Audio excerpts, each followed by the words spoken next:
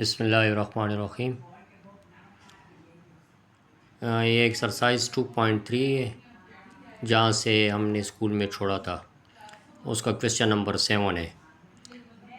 ये आपके पास बुक होगी, उसमें आप देख सकते हैं। Exercise 2.3 question number 7। ये क्वेश्चन कहते हैं find the value of m and small n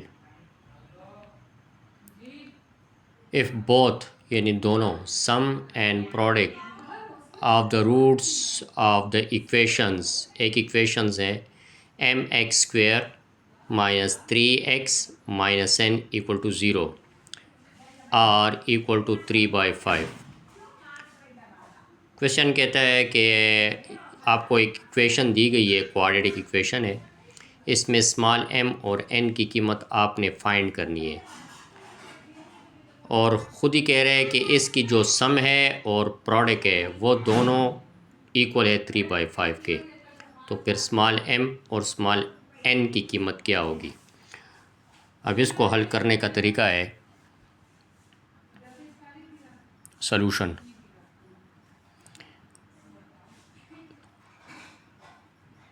given that आपको जो इक्वेशन दी गई है वो है m X square minus 3x minus n equal to 0।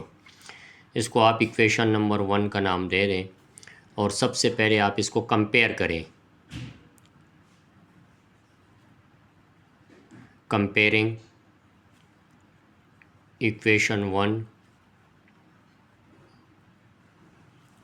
with the standard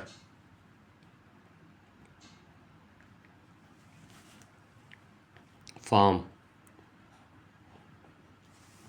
of quadratic equation।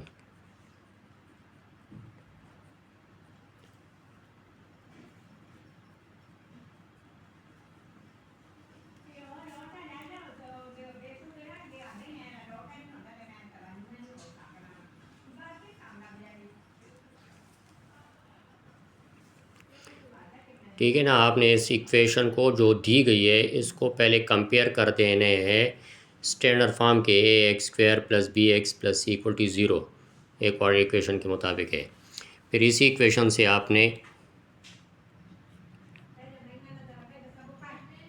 Small ए की कीमत इस क्वेश्चन से निकालनी है, वो है एक्स स्क्वायर के साथ जो है वो ए की कीमत है स्मॉल m, बी की कीमत जो है वो एक्स के साथ है -3, और सी की कीमत जो है वो है -n। ये आपके पास है।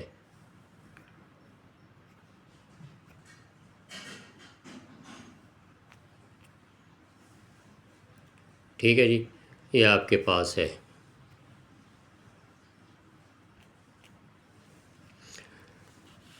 अब वो कहते हैं कि इसकी रूट्स तो let alpha and beta are the roots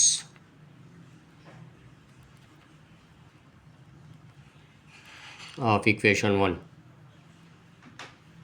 इस इक्वेशन 1 के जो दो रूट्स हैं वो एक अल्फ़ा है और एक बीटा है। अब सम ऑफ द रूट्स आप लोग जानते हैं, स्कूल में कराया था। सम ऑफ द रूट्स यानी अल्फ़ा प्लस बीटा ये बराबर होता है -b/a के। तो अल्फ़ा प्लस बीटा माइनस इसका अपना है, और b की कीमत आपने यहाँ पर ली है -3,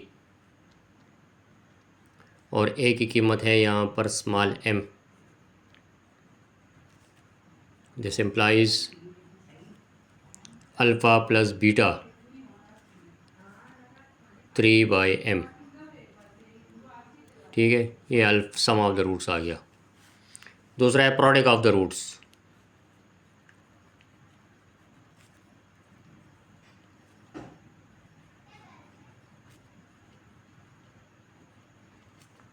अल्फ़ा बीटा मल्टीप्लाई करेंगे वो बराबर होते हैं c/a के। तो अल्फ़ा बीटा c की कीमत है इस इक्वेशन नंबर 1 में आपने लगाई -n, और ए की कीमत है यहाँ पर आपके पास m, तो अब तो यही है, ये तो मज़ीद सॉल्व नहीं होता। अब क्वेश्चन कहते हैं according to question,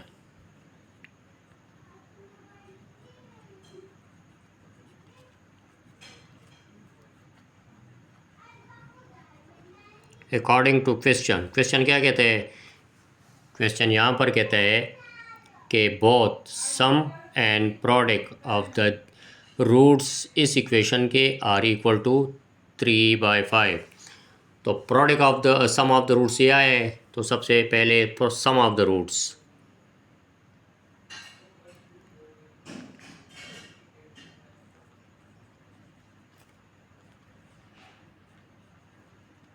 sum of the roots equal to 3/5। पहले ये करते हैं, तो सम ऑफ द रूट यानी alpha plus beta equal to 3/5, ठीक है। अब सम ऑफ द रूट जो अल्फ़ा प्लस बीटा है वो तो आपने फाइंड किया है, इसकी कीमत क्या है 3/m, इसकी जगह आप लिख लें 3/m और इसकी जगह लिखें 3/5।